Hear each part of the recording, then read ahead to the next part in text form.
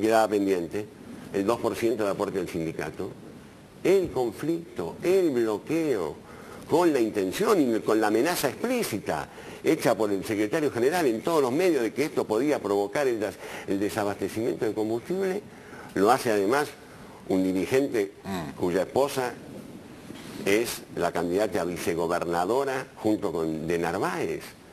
Digo, uno no puede dejar de observar esta y sobre todo, insisto, algunos sindicatos en particular, alguna metodología en particular. Y ese es el llamado que hace la presidenta.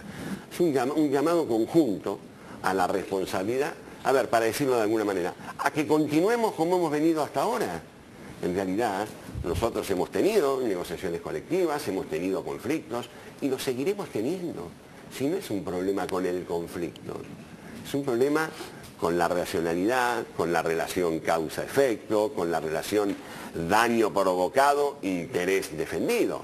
Porque si tomamos una medida que afecta a un sinnúmero de trabajadores y trabajadoras, usuarios, como es el caso de los conflictos, algunos conflictos de transporte, tiene que haber otra metodología.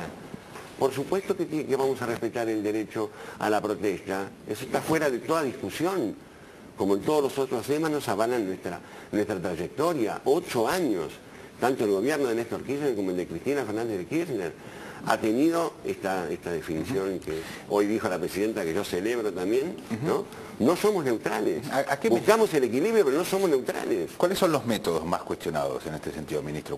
Digo, porque hay varias cosas, hay cortes de accesos, hay acampes, hay bloqueos, etc. A ver, digamos que los métodos que se gestaron al calor de una situación social insostenible, el deterioro económico más grande que tuvo la Argentina en la época en que no había lugares para protestar. A ver, no había fábricas, no había empresas porque estaban todas cerradas.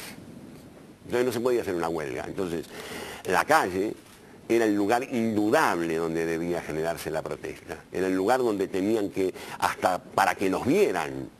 Nosotros, cuando llegamos al Ministerio de Trabajo, esto era lo que pasaba. Nunca hemos dicho nada sobre eso. Hoy hay otro contexto.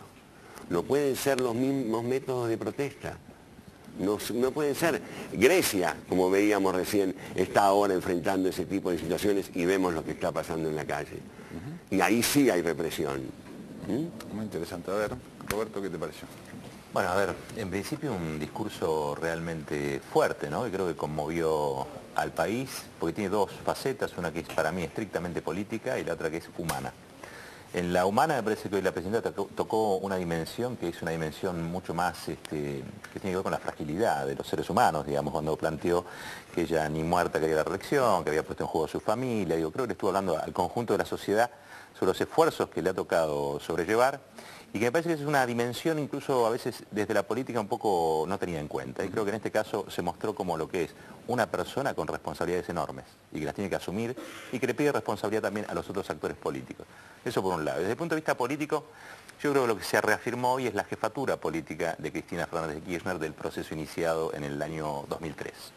O sea, me parece que, creo, digamos, el contexto donde esto está sucediendo, habría que ponerlo en palabras, si es, este gobierno acaba de desafiar al establishment argentino, poniendo directores estatales en la mayoría de las empresas. Es un enfrentamiento con AEA y con Techin, digamos, que son las patronales empresarias. Segundo, hace 2 días fue preso Carlos Sergi, ¿sí?, que es básicamente el hombre de establishment de los 90, el lobista de los grupos económicos de los 90, que básicamente lo que querían como utopía era un país sin sindicatos.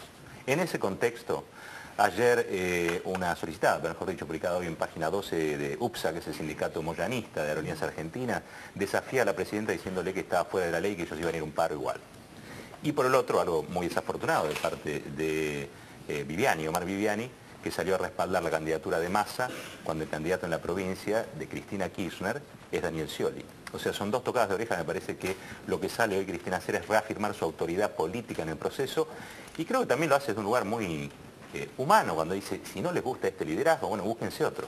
Claro. Pero si van a decir con 300.000 personas en la calle que yo soy la que tiene que ser reelegida, entonces me escuchan y me respetan. Digo, yo creo que lo que está en juego es esta situación. Lo último que quisiera aclarar es que me parece que en la CGT no es algo monolítico. Me parece que esto no es Hugo Moyano, me parece que en realidad Viviani responde a otros intereses que no son claramente los de Moyano, habría que buscar por el lado de la Iglesia, básicamente.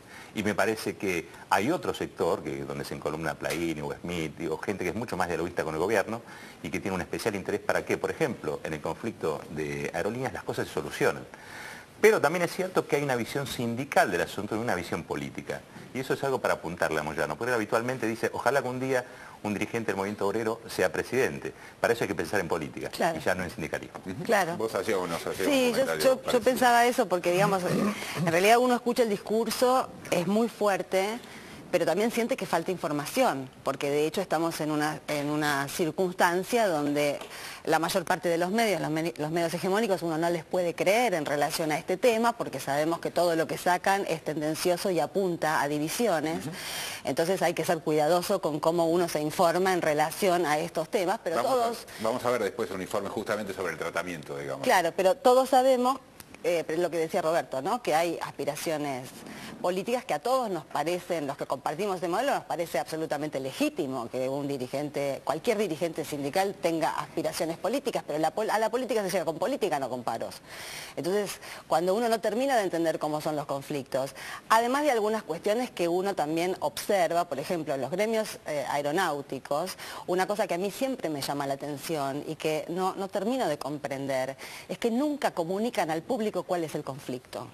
Y esto hace que todas esas escenas de pasajeros varados en aeroparques sean muchísimo más engorrosa y más nerviosa y que altere más los ánimos porque los destratan a los pasajeros. Y un gremialismo serio no puede destratar, me refiero a estos gremios aeronáuticos, no pueden destratar al público. Porque también son los dueños de la aerolínea, es una aerolínea de bandera. Entonces ahí me parece que hay desajustes y hay responsabilidades. A ver. A mí me parece que el discurso de la presidenta obviamente tiene de parte de la presidenta una decisión política de generar debate sobre esto, ¿no?, de reafirmar su liderazgo en el movimiento peronista y su rol de jefa, como bien decía Roberto Caballero. Me parece que, es decir, bueno, yo todavía no dije que voy a ser la candidata a la reelección en las próximas elecciones. Si voy a ser la candidata es una decisión que voy a tomar yo y las condiciones las voy a fijar yo. Y también le está diciendo, me parece, que no hay otro candidato, la verdad, desde el Frente para la Victoria, que esté en condiciones de garantizar lo que garantiza la presidenta para ese sector social, que a la luz de la absoluta mayoría de las encuestas, independientemente de para quién trabajen, demuestra que hay una ventaja realmente muy difícil de alcanzar a 6 meses de las elecciones con respecto a cualquier otra fuerza política. Y creo que esta ventaja también tiene una contracara, que es que alimenta